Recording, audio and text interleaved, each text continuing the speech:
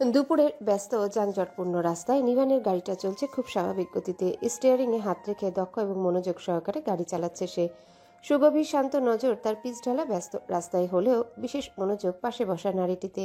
রক্তশূন্যতায় গোলগাল ফর্সা মুখখানা আরও ফ্যাকাশে রং ধারণ করে দুধ সাদা রঙের ন্যায় উজ্জ্বল উজ্জীবিত দেখাচ্ছে। তাতে গায়ে জড়িয়ে কালো রং। সেই কালো রংটার মধ্যে ফ্যাকাশে ফর্সা মুখটা আরও ঝকঝক করছে। পূর্ণিমা চাঁদের ন্যায় ঝলমলে দ্যুতি ছড়াচ্ছে। হরিণী চোখ জোড়া ফুলো ফুলো প্রাণহীন। যে চঞ্চল চোখ জোড়া বারবার তাকে টেনেছে, মেয়েটার প্রতি চরম আগ্রহী করে তুলেছে আজ তা নিষ্পৃহ। অথচ সেই নিষ্পৃহ চোখ জোড়ার প্রতি আজ আরও মায়া টান অনুভব করছে নিভান। শান্তশিষ্ট চুপচাপ থাকা মেয়েটা আজ আরও নীরব শান্ত। সঙ্গোপনে দীর্ঘশ্বাস ফেলল নিভান।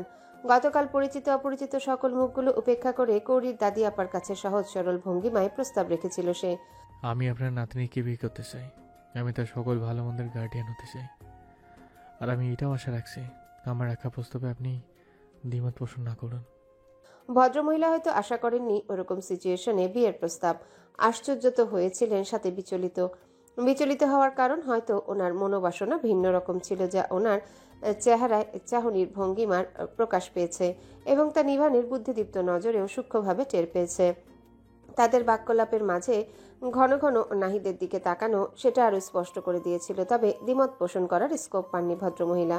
নিভানের প্রস্তাব রাখার সাথে সাথে নিহারিকা বেগমও অমায়িক ব্যবহারে সহমত জানিয়ে ছেলের বউ হিসেবে কৌরিকে পাওয়ার আবেদন জানালেন, আবদার করলেন। সাথে মান্যতা ইভান, মৌনতা তো ছিলই।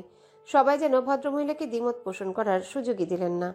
1 মাসের মতো সময় পার করে এসেছেন যে বাড়িতে, কাছে থেকে দেখেছেন প্রতিটা ব্যক্তিকে। সেখানে হয়তো অমত পোষণ করার কারণও তিনি খুঁজে পাননি। তবে বুদ্ধিমতী নারীটি মুখ্য চাল হিসেবে নাতনির সিদ্ধান্তকে প্রাধান্য দেওয়ার প্রেক্ষিতে আশ্বাস জানালেন যে কৌরি রাজি হলে ওনার অমত পোষণ করার প্রশ্নই ওঠে না। দক্ষ হাতে রাস্তার বাঘ ঘোরাতে গিয়ে সূক্ষ্ম হাসল। ভদ্রমহিলা ভেবেছিলেন হয়তো কৌরি রাজি হবে না। তবে নিভানের মা নিহারিকা বেগমও যেন ভদ্রমহিলার বুদ্ধির আরও এক কাঠি উপরে চাল দিলেন। ছেলের সুখ শান্তি ভালো থাকা বলে কথা, ফাঁকফোকর থাকবে কেন সেখানে? ভদ্রমহিলা কথাটা বলতেই তিনি বললেন, আমি আপনার আগে কৌরির কাছে প্রস্তাব রেখেছি। ও সম্মতি না জানালেও অসম্মতি প্রকাশ করেনি, নীরব ছিল। আর নীরব থাকা তো সম্মতিরই লক্ষণ, তাই না? বিধায় আপনি আর অমত পোষণ করবেন না চাচিমা। আপনার নাতনিকে আমি মেয়ের মতো আদর যত্নে গুছিয়ে রাখবো। আর আমার ছেলে, আপনি যেভাবে খুশি নাতি জামাই হিসেবে তাকে পরখ করে নিতে পারেন, যেভাবে ইচ্ছে খোঁজ খবর করে যাচাই করে নিতে পারেন। আল্লাহর রহমতে ত্রুটি পাবেন না। ভদ্রমহিলা দ্বিমত করার যেন আর কোনো ফাঁকফোকর পেলেন না। দ্বিতীয়ত আর কোনো শব্দ উচ্চারণ করলেন না। তবে ওনার বেজার মুখের অপ্রকাশিত কথা মুখের অসন্তুষ্টটায় ভঙ্গিমায় প্রকাশ পেয়েছিল, যা নিভানের সূক্ষ্ম নজর পদে পদে ঢের টের পাচ্ছিল। উনি যে মনে মনে অবশ্যই অন্য আশা পোষণ করেছিলেন, এটা বুঝেও নিভান তা ভ্রুক্ষেপ করেননি।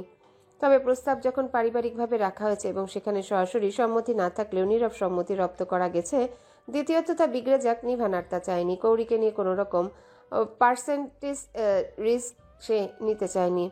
তাই যত দ্রুত সম্ভব কৌরির রিপোর্ট সহ সকল ডাক্তারই ফর্মালিটি কমপ্লিট করে সেই সন্ধ্যায় সবাইকে নিয়ে নিজের বাড়িতে ফিরেছে। সাথে কৌরির দাদি আপাকে নিয়ে এসেছে। কৌরির চাচারা এই অসুস্থ অবস্থায় মেয়েটাকে এভাবে নিয়ে আসতে দিতে চাননি। তবে নিভানের কাউকে তোয়াক্কাহীন কৌরির প্রতি অধিকার বোধের কাছে হার মেনেছে। মানতে বাধ্য হয়েছে জাহিদ সাহেবের একটা ফোন কলের কাছে। তাতে তারা অসন্তুষ্ট হলেও আর দ্বিমত পোষণ করেননি। নিভানও সেই অসন্তুষ্টতা তোয়াক্কা করেনি, এমনকি নাহিদের অনুনয়না। হসপিটালের সামনে গাড়িটা এসে থামতেই ভাবনাচ্ছেদ ঘটল নিভানের। কালোখানে ডাক্তার দেখিয়ে তার মনোপুত হয়নি, যদিও প্রাইভেট ক্লিনিক ছিল, ডক্টরও অভিজ্ঞতায় খারাপ ছিলেন না। তবে নিজের পছন্দ অনুযায়ী সুপরিচিত ডক্টরের কাছে পুনরায় আরও একবার দেখে সুপরামর্শ নিতে চাইছে। বিধায় সকাল সকাল কৌরিকে নিয়ে হসপিটালমুখী হওয়া, যদিও মেয়েটা আসতে চায়নি। তবে নিভান কি শুনবার পাত্র? এমন অসুস্থতা নিয়ে কেউ হেলাফেলা করে? অথচ বোকা মেয়েটা রাগটা বাড়িয়ে কোথায় নিয়ে গেল? গাড়ি থামতেই কৌরিও নড়ে চড়ে বসলো। সিট বেল্ট খুলে নিভানের গাড়ির দরজা খুলতে দেখে মৃদুস্বরে চঞ্চল গলায় বলল, আমি বললাম তো কাল ওষুধ খাওয়ার পর থেকে মোটামুটি ঠিক আছি। ভালো হতে তো সময় লাগবে। আবার ডক্টর দেখানোর কোনো প্রয়োজন ছিল না, নেই প্রয়োজন। কেন সবকিছুতে অবুঝপনা করছেন আপনি? অবুঝপনা আমি করছি না, তুমি করছো। সেদিন কি বলেছিলে? তুমি কোনো অসুখে ভুগছো না। জোর গলায় বললে ডাক্তার দেখানোর কোনো প্রয়োজন নেই। তোমার ওই দেখা দেখির অপ্রয়োজনীয়তার মধ্যে কি দেখতে হলো আমাকে? তুমি নিতর হয়ে হসপিটাল বেডে শুয়ে আসো। তোমার আন্দাজ আমি যখন শুনলাম তোমাকে হসপিটালাইজ করা হয়েছে, আমার কি? কথা শেষ করলো না নিভান, চোখ বুজে নিজেকে ধাতস্থ করলো। ফের গাড়ির দরজা খুলে বের হতে হতে বলল, তখন আমার কথা শোনার প্রয়োজন মনে করেনি, এখন আমি যেটা বলবো করব, শুনতে বাধ্য তুমি। আর এই অসুস্থতার বিষয়ে বাধ্য নাও, আমি যেটা বলবো সেটাই হবে। এখানে কোনো অজুহাত বা দ্বিমত আমি শুনবো না, সুতরাং অযথা বাহানা করো না কৌরি। সে অসুস্থ, অথচ কাল থেকে মানুষটা কেমন তার সাথে কড়া গলায় রুক্ষ ভাষায় কথা বলছে। কারণটা হয়তো তার জানা, তবু মানতে কেন যেন কষ্ট হচ্ছে। নিভানের কথায় মনে মনে অসন্তুষ্ট হলো, সেটা মুখের বহিঃপ্রকাশও ঘটল। নিভান স্পষ্ট খেয়াল করলো, তবে দাঁতে দাঁত চেপে নিজেকে শক্ত রাখলো। এই মেয়ে নিজের ভালো বোঝে না, তাকে সহ নিজেকে ভালো রাখতে গেলে এই মেয়ের বাহানা কানে তোলা যাবে না। তার অসন্তুষ্টটা মোটেও গ্রাহ্য করা যাবে না। নিজে বের হয়ে কৌরির পাশে দরজা খুলে দিল। কৌরি বের হলো ধীরে সুস্থে। বের হতে নিভান শুধালো, হাঁটতে অসুবিধা হবে? না। অসন্তুষ্ট স্বর বুঝেও অবুঝ হয়ে রইল নিভান। গাড়ির দরজা লক করে পাশাপাশি হাঁটলো দুজন। হসপিটালে ঢোকার আগে অতিরঞ্জিত 10তলা ভবনটা একবার মাথা উঁচু করে দেখে নিল কৌরি। সাথে বিভিন্ন ডক্টরের বিভিন্ন বিষয়ের উপর নামি দামি সার্টিফিকেট ধরা সাইনবোর্ড। তার মধ্যে ডক্টর মৌমিতা নাহার নামে সাইনবোর্ডটা জলজল করছে, নামটা আগেই শুনেছে সে। আর তার কাছে যে নিয়ে এসেছে এটা বেশ বুঝেছে কৌরি। ভেতরে ঢুকে রিসেপশন এরিয়া পার করে নিভানের অনুসরণ অনুযায়ী লিফটে ঢুকলো। সামান্য সময়ের ব্যবধানে 6তলায় গিয়ে থামলো লিফট। লিফট থেকে পার হয়ে 6তলার রিসেপশন ডেস্ক। সামনে এগোতেই ডক্টর মৌমিতা চেম্বার নজরে পড়ল। সেখানে নেমেই প্লেটে জলজল অক্ষরে লেখা doctor Moumita, MBBS and FCPS, gynae and obs consultant, reproductive and endocrinology ও ইনফার্টিলিটি, BSMMU, গাইনি ও স্ত্রীরোগ বিশেষজ্ঞ এবং সার্জন। বয়সটা ঠিক কোন গাণিতিক সংখ্যায় গিয়ে ঠেকেছে গাঢ় গোলাপি শাড়ি পরা অতি সুন্দরী নারীটার অনুধাবন করতে পারল না কৌরি। শালীন মার্জিত রূপে পরা গোলাপি শাড়ির সাথে ম্যাচিং করে মাথায় হিজাব বাঁধা অসম্ভব সুন্দর নারীটা তারা ঢুকতেই মিষ্টি হেসে স্বাগত জানালেন, যেন কতদিনের চেনা পরিচিত। যদিও তার সাথে আসা মানুষটার সাথে যে বেশ চেনা পরিচয়, এটা ওনার ভালো মন্দ আলাপে বুঝতে পারল কৌরি। তবে অসম্ভব অমায়িক ব্যবহার। এখন তিনি কৌরির গতকালকের রিপোর্ট দেখছেন। সময় নিয়ে বেশ মনোযোগ সহকারে রিপোর্ট দেখার পর মুখ খুললেন তিনি। আলতার রিপোর্টের অন্যান্য টেস্টের রিপোর্ট তো আমার কাছে ঠিকই মনে হচ্ছে, তবে আপনি যখন পুনরায় রোগীর সমস্যা বিবরণ করে আলতার রিপোর্ট করতে চাইছেন, তাহলে তো আমাকেও পুনরায় রোগীর সমস্যা শুনতে হবে। অবশ্যই, রোগী তো সাথেই, আপনি সমস্যা জেনে নিন। মানে কি, তাকে আবারও রোগের বিবরণ দিতে হবে? তাও আবার এই মানুষটার সামনে? কখনোই না। রোগ জেনেছে ঠিক আছে, তাই বলে তার বিবরণ দিতে হবে মানুষটার সামনাসামনি? লাজ লজ্জা সব কি বিনষ্ট হয়ে গিয়েছে নাকি? না, বড় মা কত করে বোঝালো বলেই সে এসেছে, আর এখন? কৌরি, ওনাকে সমস্যাগুলো বলো। কৌরি কেমন যেন অসহায় অদ্ভুত নজরে তাকালো। নিভান পলকেই তা বুঝে নিল। মুহূর্তেই উঠে দাঁড়ালো সে। মুখে সৌজন্য হাসি ফুটিয়ে ডক্টরকে উদ্দেশ্য করে বলল, আপনি ওর থেকে সমস্যাগুলো জেনে নিন, আমি একটু হাঁটছি।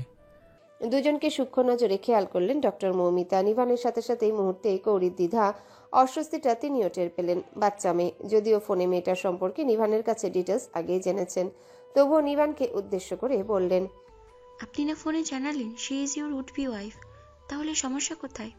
সৌজন্যমূলক ঠোঁটে ঝুলানো হাসিটা নিভানের আরও একটু প্রসারিত হলো। মাথা নিচু করে থাকা কৌরির পানে এক পলক তাকিয়ে ফের ডক্টরকে উদ্দেশ্য করে বলল, উঠবি এখনো পুরোপুরি আমার নয়, হয়তো এই জন্য সমস্যা। হাসলেন ডক্টর মৌমিতা। এখনকার যুগে এসে এখনো এতটা রাগঢাক গার্লফ্রেন্ড বয়ফ্রেন্ডের মধ্যে আছে? যেভাবে অবাধ বিবাহ বহির্ভূত সম্পর্কে জড়াচ্ছে অ্যান্ড মেলামেশা করে চলেছে ছেলেমেয়েরা। কত ওয়েল ফ্যামিলির মেয়েরা আসেন ওনার কাছে, সাথে নির্দ্বিধায় তাদের বয়ফ্রেন্ডকে নিয়ে আসে। বিবাহ হয়নি, লিভ ইন সম্পর্কে আছেন, অন্তঃসত্ত্বা হয়েছেন, আর সেসব অপরিপক্ক ফুলকে নষ্ট করতে।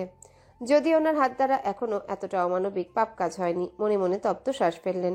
সাথে নিভানের এই সুন্দর মানসিকতার পরিচয়কে সম্মান ও শ্রদ্ধাবোধ জানালেন। যদিও জে ব্র্যান্ড গ্রুপ অ্যান্ড লিমিটেডের অল্প বয়স্ক তুখোর এই ব্যবসায়িক চারিত্রিক অ্যান্ড ব্যবসায়িক নীতির সুনাম দেশ জুড়ে। ছেলেটা সহ ওনার ফ্যামিলিকে তিনি ঈশিতার মাধ্যমেই চিনেন। ঈশিতা ওনার ফ্রেন্ড, সেই হিসেবে নিভানের কোনো গার্লফ্রেন্ড ছিল বলে ওনার জানা ছিল না। তবে কাল রাতে ফোনে মেয়েটা সম্পর্কে ডিটেলস জানার পর আজ আর সরাসরি দেখার পর একটু আশ্চর্য হয়েছেন। এত বড় একজন স্বনামধন্য ব্যবসায়ীর বাচ্চা একটা গার্লফ্রেন্ড, যদিও গার্লফ্রেন্ড বলে মিস্টার নিভান সম্বোধন করেননি।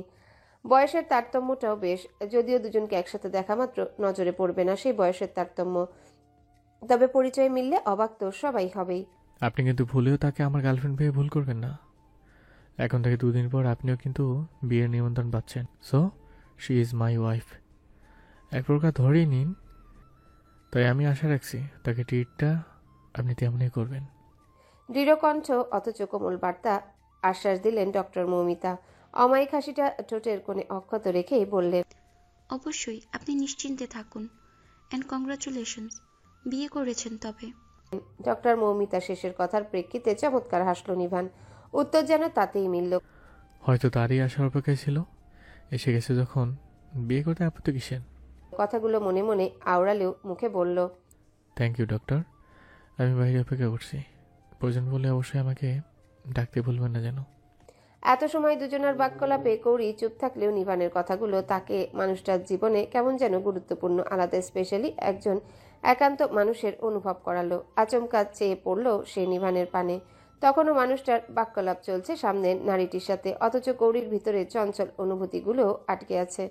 যখন নিভান বলল শি ইজ মাই ওয়াইফ, কথার দৃঢ়তায় কৌরির মনে হলো তার সমস্ত অধিকার শুধু এই মানুষটার। সে সমগ্রটাই শুধুটাই যেন এই মানুষটার। কোথাও যেন ভিতরের অসন্তুষ্টটা, মন খারাপ চিন্তাগুলো ধূলিকণার মতো উড়ে গেল। গৌরী, আমি বাইরে অপেক্ষা করছি। আর সমস্যাগুলো অনেকে সুন্দরভাবে বিবরণ দেবে। ভাবনায় আচমকা কথা পড়তেই তড়িৎ মাথা নাড়িয়ে সম্মতি জানালো। নিভান বাহিরে পা বাড়ালো।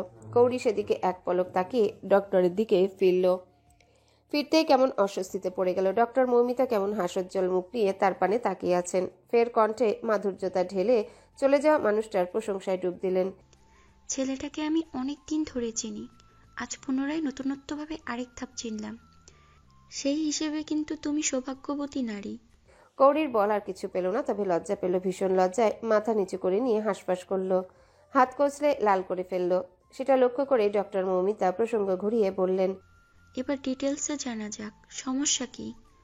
যদিও আমি আগের রিপোর্টগুলো দেখে রোগ নির্ণয় করতে পারছি, বাট রোগীর মুখ থেকে সমস্যাগুলো জানলে রিপোর্ট করতে আমার আরও সুবিধা হবে। কৌরি মাথা নাড়ালো। ভেতরে ভেতরে অস্বস্তি অনুভব করলেও ডক্টরের প্রশ্ন অনুযায়ী নিজের সমস্যাগুলো বলতে থাকলো। কোমল স্বরে যেমন একের পর এক ডক্টরের প্রশ্ন বাড়ল, ওনার ব্যবহারে কৌরির উত্তর দেওয়ার স্পৃহা দ্বিগুণ হলো। অনিয়মিত ঋতুস্রাব সাধারণত যৌবনের প্রারম্ভে এবং যৌবনের শেষে হতে পারে। যৌবনের প্রারম্ভে সাধারণত 12 থেকে 20 বছর বয়সে কারো শরীরের ইস্ট্রোজেন ও প্রোজেস্টেরন হরমোন যদি অপরিপক্ক থাকে তবে অনিয়মিত ঋতুস্রাব হয়। আবার নারী শরীরে মেনোপজ শুরু হওয়ার আগে এ ধরনের সমস্যা হয়। এছাড়া বিভিন্ন ধরনের শারীরিক জটিলতার কারণেও এই সমস্যা হতে পারে। অনিয়মিত পিরিয়ড কেন হয়? নারীদের নিয়মিত ও সময় মতো পিরিয়ড হওয়াটাই স্বাভাবিক। অনিয়মিত পিরিয়ড নারী স্বাস্থ্যের জন্য মোটেও ভালো নয়। অনিয়মিত পিরিয়ড বা একেবারে পিরিয়ড বন্ধ হওয়া মূলত পলিসিস্টিক ওভারি সিনড্রোমের জন্য হয়ে থাকে। তবে আরও অনেক কারণ আছে যার জন্য পিরিয়ড নিয়মিত হয় না। এই সমস্যা হলে অবশ্যই চিকিৎসকের পরামর্শ নিতে হবে। তার মধ্যে জটিল সমস্যা হলো TSH and FSH, thyroid stimulating hormone and follicle stimulating hormone. অনিয়মিত পিরিয়ড কি? প্রতি চন্দ্রমাস পরপর হরমোনের প্রভাবে পরিণত মেয়েদের জরায়ু চক্রাকারে যে পরিবর্তনের মধ্যে দিয়ে যায় এবং রক্ত ও জরায়ু নিঃসৃত অংশে যোনিপথে বের হয়ে আসে তাকে ঋতুচক্র বলে। মাসিক চলাকালীন পেট ব্যথা, পিঠ ব্যথা, বমি বমি ভাব হতে পারে। আর যাদের এই মাসিক ঋতুচক্র প্রতি মাসে হয় না অথবা 2 মাস আবার কখনো 4 মাস পরপর হয়, তখন তাকে অনিয়মিত পিরিয়ড বলে। অনিয়মিত পিরিয়ডে নারীদের বিভিন্ন সমস্যা দেখা দিতে পারে। পিরিয়ড অনিয়মিত তথা একাধারে অনেক দিন বন্ধ থাকার কারণে জরায়ুর রাস্তা পুরো হয়ে রক্তনালী বন্ধ হয়ে যাওয়ার সম্ভাবনা থাকে। ওভারিয়ান সিস্ট দেখা দিতে পারে। সন্তান জন্মদানে বন্ধ্যত্ব প্রকাশ পেতে পারে। আবার অনিয়মিত তথা মাসের মধ্যে পিরিয়ড কয়েকবার এবং বেশি দিন স্থায়ী থাকার ফলে জরায়ু রাস্তা ফুলে বিভিন্ন সমস্যা তৈরি হয়। সমস্যা গুরুতর হলে জরায়ু ক্যান্সারের মতো ভয়ঙ্কর রোগে উপনীত হওয়ার সম্ভাবনাও থাকে এবং সন্তান ধারণ ক্ষমতাতেও জটিলতা দেখা দেয়। মাসিক অনিয়মিত কেন হয়? অনিয়মিত পিরিয়ড বা একেবারে পিরিয়ড বন্ধ হওয়া পলিসিস্টিক ওভারি সিনড্রোমের জন্য হয়ে থাকে। তবে আরও অনেক কারণ আছে যার জন্য পিরিয়ড নিয়মিত হয় না। যেমন অতিরিক্ত দুশ্চিন্তা করা, ক্যাফেন জাতীয় খাবার গ্রহণ, যেমন অতিরিক্ত কফি পান করা, স্ট্রেস নেওয়া, অস্বাস্থ্যকর পরিবেশে বাস করা, অপরিচ্ছন্ন থাকা, মদ্যপান বা ধূমপান করা ইত্যাদি। টিনেজার ও মধ্যবয়সী নারীদের মধ্যে অনিয়মিত পিরিয়ডের সমস্যা দেখা দিতে পারে। এর পেছনের কারণটি হলো হরমোন। আর লম্বা সময় স্ট্রেসে থাকলে অনেকেরই মাসিক দেরিতে হতে পারে। এছাড়া একজন নারী অন্তঃসত্ত্বা হয়ে পড়েছিলেন কিন্তু তা জানতেন না। এরপর নিজে থেকেই তার মিসক্যারেজ বা গর্ভপাত হয়ে যেতে পারে। এই ঘটনায় সাধারণ পিরিয়ডের তুলনায় কিছুদিন পর বেশি রক্তপাত হতে পারে, যাকে অনেকেই দেরিতে মাসিক হওয়া বলে ধরে নেন। ওজন কম হলে সময় মতো পিরিয়ড নাও হতে পারে, এমনকি কিছুদিন বন্ধও থাকতে পারে। জরায়ুতে টিউমার ধরনের এক ধরনের বৃদ্ধি হলো ফাইব্রয়েডস। এগুলো পিরিয়ডের স্বাভাবিক চক্রকে বাধা দিতে পারে। জন্ম নিয়ন্ত্রণ পদ্ধতি ব্যবহার করা, যেমন পিল, প্যাচ, ইনজেকশন, আইইউডি, এগুলো ব্যবহার করলে পিরিয়ড দেরিতে হওয়া বা পরিবর্তন হওয়াটা স্বাভাবিক। মনোনিউক্লিওসিস, ঠান্ডা, সর্দি, গলার ইনফেকশন, এ ধরনের সমস্যায় পিরিয়ড দেরিতে হতে পারে। তবে বড় কোনো স্বাস্থ্য সমস্যা যেমন থাইরয়েডের সমস্যা বা পলিসিস্টিক ওভারি সিনড্রোমের কারণেও পিরিয়ড দেরিতে হতে দেখা যায়। নিয়মিত মাসিক হলে শরীরের হরমোন ব্যালেন্স ঠিক থাকে, তবে অনিয়মিত পিরিয়ড বিভিন্ন সমস্যা তৈরি করতে পারে। তাই এই বিষয়ে অবশ্যই চিকিৎসকের পরামর্শ নিতে হবে এবং অনিয়মিত পিরিয়ড জনিত যে সমস্যাগুলো সম্পর্কে ধারণা দেওয়া হলো সেসব লক্ষণ দেখা দেওয়ায় স্বল্প সময়ের মধ্যেই ডাক্তারের পরামর্শ নেওয়া জরুরি। না হলে জরায়ু টিউমার, জরায়ু ক্যান্সার এবং বন্ধ্যাত্বের মতো জটিল রোগের সম্মুখীন হতে পারে। আপনার রোগী তথা Kashfia ocean follicle stimulating hormone সমস্যায় ভুগছেন। আরও কিছু সমস্যা রয়েছে, তবে জটিল নয়। আমাদের দেশে অধিকাংশ নারীরা হরমোন সমস্যায় ভুগছেন। বিভিন্ন জটিলতার কারণে তারা মারাত্মক কিছু না ঘটলেই সহজে ডক্টরের শরণাপন্ন হতে চান না। তবে সমস্যার সম্মুখীন হওয়ার সঙ্গে সঙ্গে যদি তারা ডক্টরের শরণাপন্ন হন, তাহলে রোগী এবং রোগের সেবা প্রদান সহজ হয়। রোগীর রোগ নিরাময়ের জটিলতা দেখা দেয় না, কমপ্লিকেশন কম হয়। নিভান মনোযোগ দিয়ে ডক্টরের কথাগুলো শুনলো। কিছু কিছু কথায় শুধু মাথা নাড়িয়ে সম্মতি জানালো, তবে মুখে কিছু বলল না। ডক্টর ফের আমি আশা রাখছি আমার দেওয়া আলট্রা রিপোর্ট সহ অন্যান্য টেস্টগুলো এই রোগী নির্ণয় করবে। যদি ওনার দেওয়া বিবরণ আগে ডাক্তারের কাছে যথাযথ পেশ করা থাকে, আর যদি রিপোর্টে সেম আসে, তবে ওনাকে কিছু মাস পর্যন্ত ডক্টরের পরামর্শ অনুযায়ী থাকতে হবে এবং নিয়মিত ওষুধ সেবন করে যেতে হবে এবং স্বাস্থ্য সচেতন হতে হবে। নিয়মিত খাদ্যাভ্যাস মেনে চলতে হবে। তন্মধ্যে নিজের ওজনের প্রতি খেয়াল রাখতে হবে। নিয়মিত ব্যায়াম করতে হবে। মানসিকভাবে বেশি স্ট্রেস নেওয়া যাবে না। খাদ্যাভ্যাসে অনিয়ম করা চলবে না। বাইরের খোলামেলা খাবার বর্জন করতে হবে। আরও বিভিন্ন করণীয়, যেগুলো রিপোর্টের একটা চার্টে বিশেষভাবে উল্লেখ করা থাকবে। নিয়মিত ডক্টরের পরামর্শ অনুযায়ী থাকলে আপাতত জটিল কোনো সমস্যার সম্মুখীন হতে হচ্ছে না, এটা আশা রাখা যাচ্ছে। তবে আল্লাহর রহমতে ইনশাল্লাহ আমি আশা রাখছি ওষুধ নিয়মিত চললে এবং নিজের স্বাস্থ্য এবং খাদ্যাভ্যাসে সচেতন থাকলে বাচ্চা কনসিভ সহ পরবর্তী কোনো সমস্যার সম্মুখীন হতে হবে না। বাকিটা আল্লাহ যেটা চাইবেন সেটাই হবে। দরজা খোলার শব্দে পিছনে ফিরল নিভান। একজন নার্সের পাশাপাশি কৌড়ি আসছে। আলট্রা, রক্ত টেস্ট সহ বিভিন্ন টেস্টের জন্য তাকে নিয়ে যাওয়া হয়েছিল। নিভান সাথে যেতে চেয়েছিল, তবে কৌড়ি ফের অসম্মতি প্রকাশ করে একজন নার্স দিয়ে পাঠানো হয়েছিল তাকে। সেই ফাঁকে কৌড়ির বিবরণ অনুযায়ী ডক্টরের শরণাপন্ন হয়ে বিস্তারিত জেনে পরামর্শ নিয়েছে নিভান। ওই মেয়ে যা ডক্টর কি বলেছে, কি পরামর্শ দিয়েছে সেটা নিয়ে কখনোই মুখ খুলবে না। তাই ম্যাডামের অলক্ষ্যে পরামর্শ নিতে হলো তাকে। কৌড়ি এসে নিভানের পাশে চেয়ারে বসে পড়ল। মেয়েটাকে বেশ ক্লান্ত দেখাচ্ছে, চেহারায় প্রকাশ পাচ্ছে সেটা। নিভান কিছু বলতে নিয়েও বলতে পারল না। এর মধ্যে নার্স কৌড়ি আর নিভানকে এক পলক লক্ষ্য করে ডক্টরকে উদ্দেশ্য করে বলল, রিপোর্ট আধ ঘন্টা পরে পাবেন ম্যাম। যদিও নিভান কথাগুলো শুনলো, তবুও ডক্টর তাকে আলাদাভাবে বলে দিলেন। নার্সের কথা অনুযায়ী নিভান বুঝলো রিপোর্ট পেতে সময় লাগবে, যদিও স্পেশালি এমার্জেন্সিতে ডাক্তার দেখানো হয়েছে। কোথাও সেকেন্ড দেরি হওয়ার কথা না, তবে রিপোর্ট তৈরি হতে তো সময় লাগবেই। এইটুকু সময় তো ব্যয় হবে। দুপুরের খাবারটা খাওয়া হয়নি কৌড়ির। পাশে অফিস যাবে নাকি কোনো রেস্টুরেন্টে। বাইরের খাবার এখন কোনো মতে কৌড়ির খাওয়া যাবে না। আবার মেয়েটা ক্লান্ত, যদিও খেতে চাইবে না নিভান জানে, তবুও খেতে তো হবেই। এক্সকিউজ মি ডক্টর, আমরা তাহলে ঘন্টাখানেক পরে আসছি। লাঞ্চ করা হয়নি মনে হচ্ছে। না হওয়ারই কথা। সময়টা তো আমার এখানেই পার হয়ে গেল। তবে লাঞ্চটা কিন্তু আমার এখানেই সেরে নেওয়া যেত। ফের সৌজন্যতা দেখে হাসল নিভান। বিনয়ের সাথে অফারটা ফিরিয়ে দিয়ে বলল, থ্যাংক ইউ ডক্টর, তবে অনেকক্ষণ তো হসপিটালে। আমার মনে হচ্ছে ওর আপাতত একটু খোলামেলা পরিবেশের দরকার। ডক্টর মৌমিতাও সৌজন্য হেসে বললেন। অবশ্যই। নিভান আর কৌড়ি বের হতেই ডক্টর নিজের কাজে ব্যস্ত হলেন। নার্সকে উদ্দেশ্য করে বললেন, লাঞ্চের আগে আপাতত আর কোনো রোগী পাঠিও না। নার্স সে কথা কানে তুলল কিনা বোঝা গেল না। সে এখনো তাকিয়ে আছে নিভান আর কৌড়ি যাবার পানে। তাদের প্রতি ডাক্তারের এত আগ্রহ আহ্লাদ, যদি এই হসপিটালে সব ধনাঢ্য ব্যক্তিদের দেখা যায় আর তাদের ফ্যামিলি। তবে চলে যাওয়া মানুষটার মেয়েটার প্রতি অতিরিক্ত খেয়াল ধ্যান তাকে যেন মুগ্ধ করলো।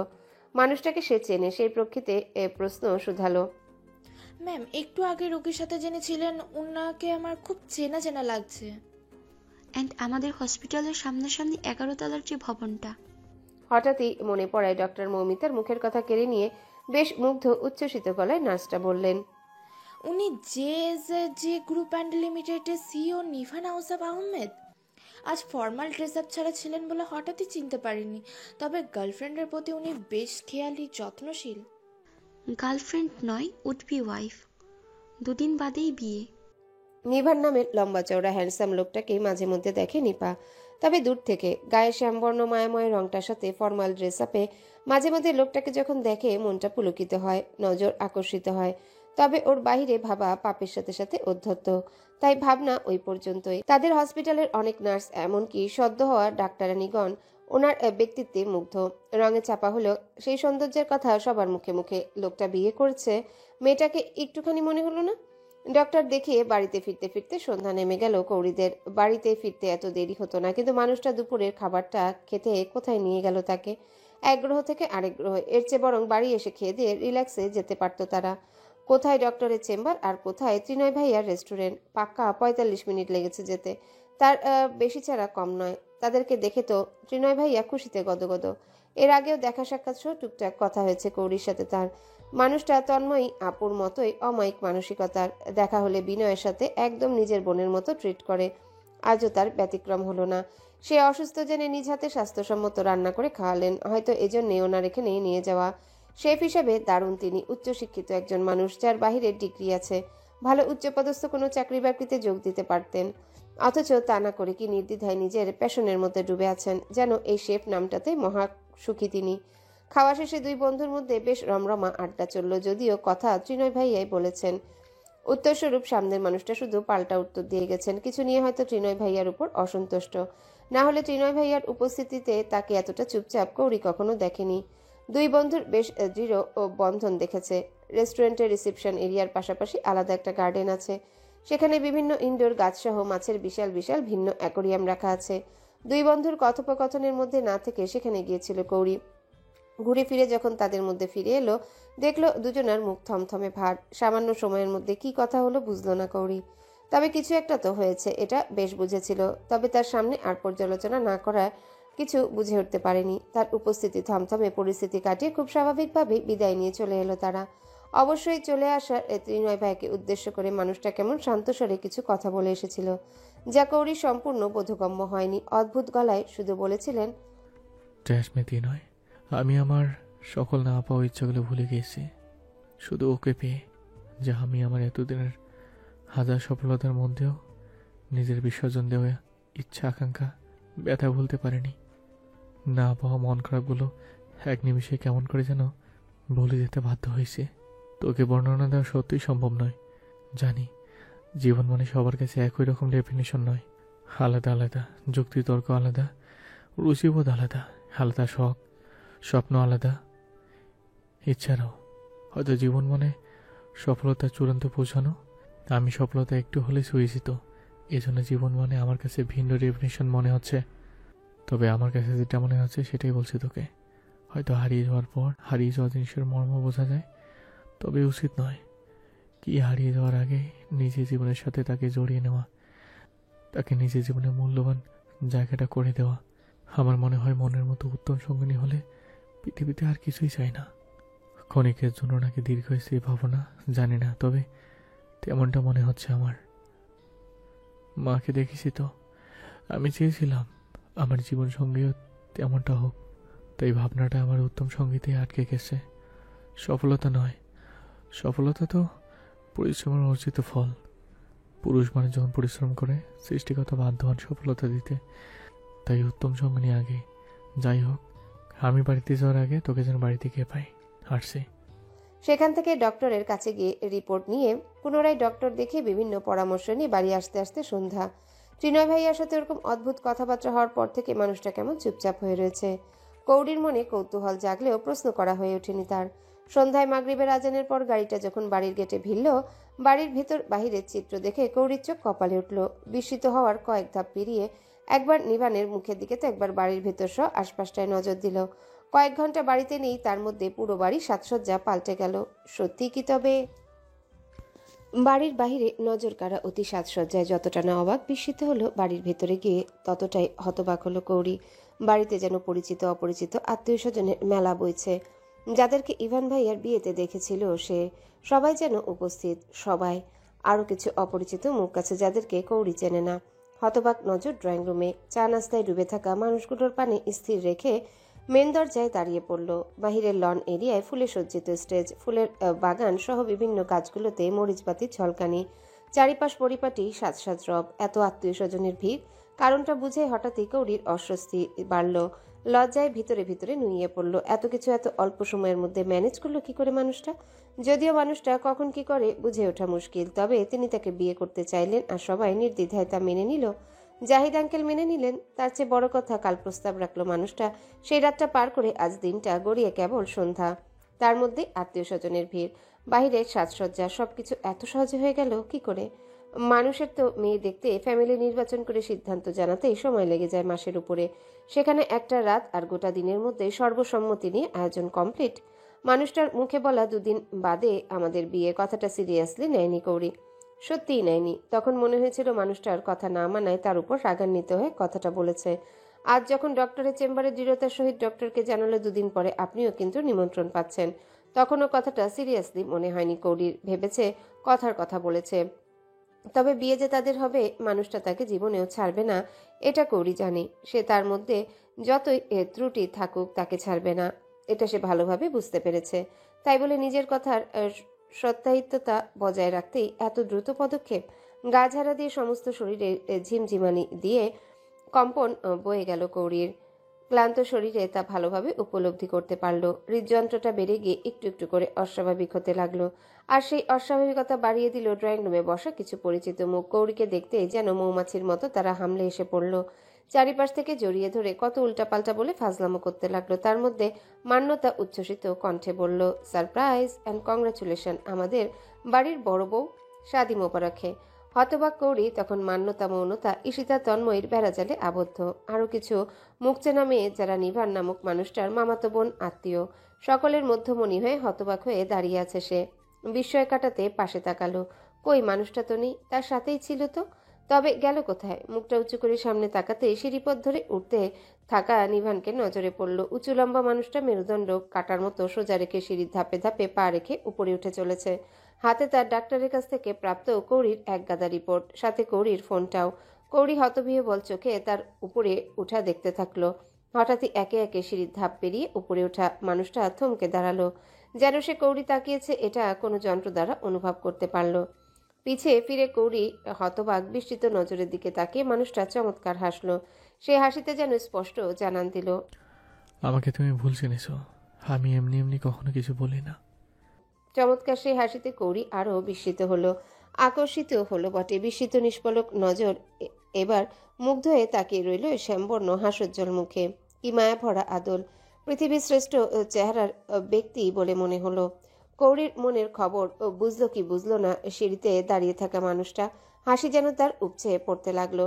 হুঁশ ফিরল কৌরির, নজর সরিয়ে নিয়ে সম্মুখে তাকালো। মুহূর্তেই মৌনতার খুশি খুশি হাস্যোজ্জ্বল মুখটা নজরে পড়ল তার।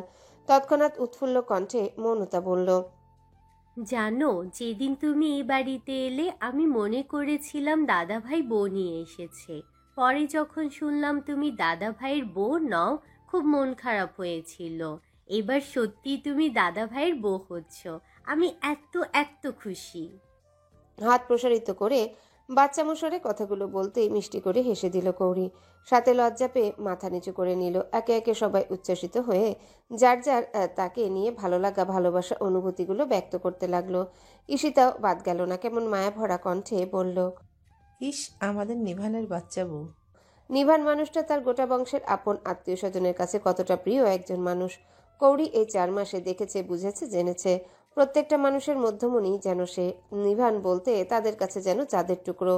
তার কাছের মানুষগুলোর কাছে তিনি যেন আলাদা এক মায়া, টান, ভালোবাসা। আর তার বউ হবে কৌরি। সেই মানুষটার ভাগের ভালোবাসা পাবে না এটা হয়? সবার মধ্যমণি হয়ে ভাবনারত কৌরির হাতটা সন্তর্পণে ধরলেন নিভানের নানুমা। ভিড় সরিয়ে দরজা থেকে ধীর স্থির পদক্ষেপে তাকে নিয়ে বসালেন সোফায়। কৌরির মায়াভরা মুখটায় আলতো স্পর্শে ছুঁয়ে দিয়ে নিজের গলায় হাত রাখলেন। কুচকে আসা ফর্সা গলায় জলজল করতে থাকা অনেক দিনের পুরনো বিছা চেনটা খুলে আনলেন। কৌরির মাথার ওড়নাটা সরিয়ে পরিয়ে দিলেন গলায়। ফের কৌরির মুখটা দুহাতে আজলে নিয়ে গভীরভাবে চুমু খেলেন তার কপালে। কৌরির হতবিহ্বল নজরের পলক তখনও পড়েনি, অসাড় হয়ে রয়েছে। বৃদ্ধা প্রগাঢ় চুমু একে মুখটা সরাতেই কৌরির চোখের পলক পড়ল। সেই চোখে চোখ রেখে কোমল গলায় তিনি বললেন, হ্যালো বন্ধুরা, পরবর্তী পার্ট খুব তাড়াতাড়ি আসবে, তো সবাই অপেক্ষায় থাকো। আর চ্যানেলটি যারা এখনো সাবস্ক্রাইব করনি তারা পরবর্তী পার্ট দেখার জন্য চ্যানেলটি সাবস্ক্রাইব করে রেখো। ধন্যবাদ সবাইকে, আমাদের সাথেই থেকো।